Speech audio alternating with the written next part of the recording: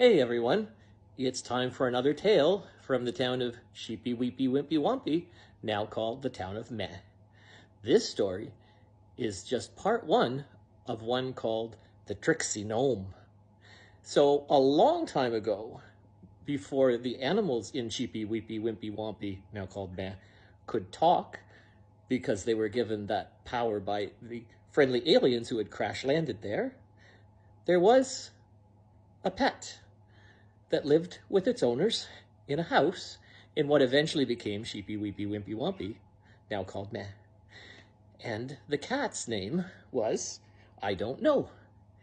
And she was a great cat, an orange calico, and she loved to play as a kitten and run through the house, and as she grew, she got bigger and friendlier and still cuddly with her owners.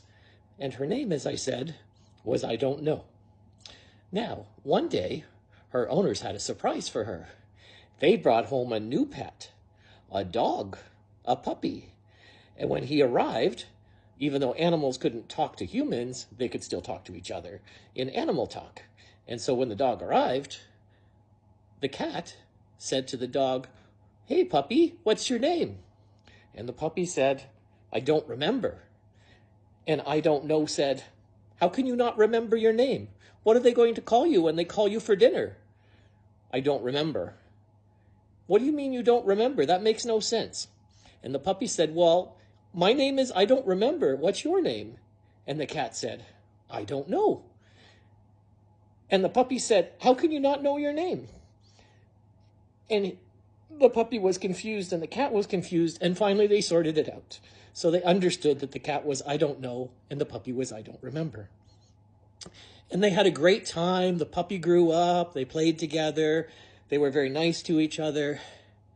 And then eventually they were best of friends. And one night, as they lay sleeping close to each other, they heard a noise. A weird noise in the house, which was unusual at that time of night because it was almost midnight. And then they heard some banging and crashing and moving of objects, and they wondered what on earth was going on. And then, lo and behold, a little mouse came out of his hole in the wall. And the cat was like, "Oh my gosh, look, a little tiny mouse." And the mouse saw the cat and was terrified.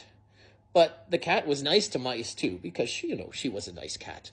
And they said to the mouse, "Hi there, what's your name? Are you causing all this noise?" And the mouse said, "I forget." They said, "What do you mean you forget? You forget your name, or you forget what's causing all this noise?" And the mouse was very confused. And so he said back to them, "Well, what's your name?" And the cat said, "I don't know." And the dog said, "I don't remember," which made the mouse even more confused until they sorted that all out. But they needed to focus on the muddy footprints they saw on the floor, which they followed. And then they went into the kitchen and they saw silverware being moved from one drawer to another. And this was really strange. So the dog barked. And I Don't Know said, "Shh, our owners will come down and they'll see the muddy footprints and they'll blame us." And the cat said, or the dog said, "I forgot." And the mouse said, "What?" And then it just got all confusing again. So I Don't Know, I Don't Remember, and I Forget tried to track and follow the muddy footprints because they couldn't see anybody. What they didn't know was that this was a tricksy gnome who'd gone invisible as soon as he heard them. And tricksy gnomes don't steal anything. They just like to go into people's houses in the middle of the night and move things from one place to another. You've probably had the experience where you've done that. You swear you've put something somewhere and you remember exactly where you put it, and then it's not there when you go to find it.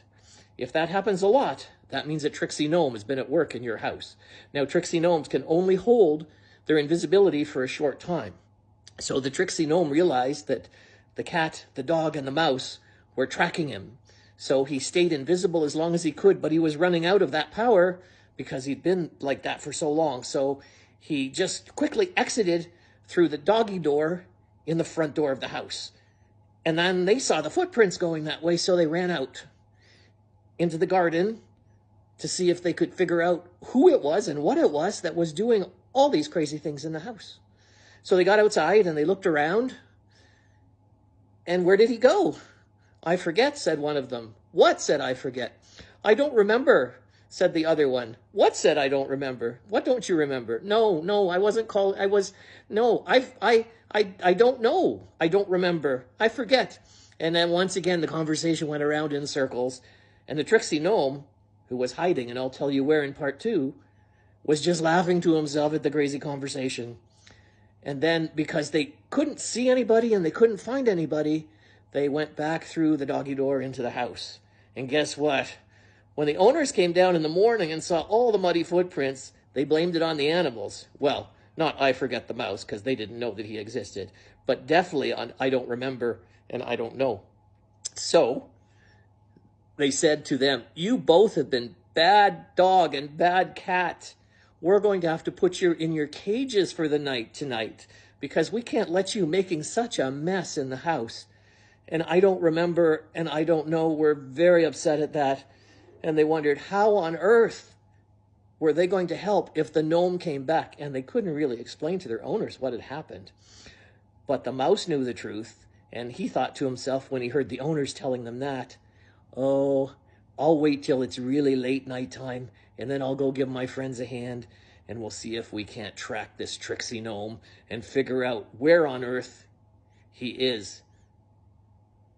Because the mouse knew about tricksy gnomes. He just had forgotten about them for a bit, because after all, that was his name. I Forget, I mean. See you next week for part 2.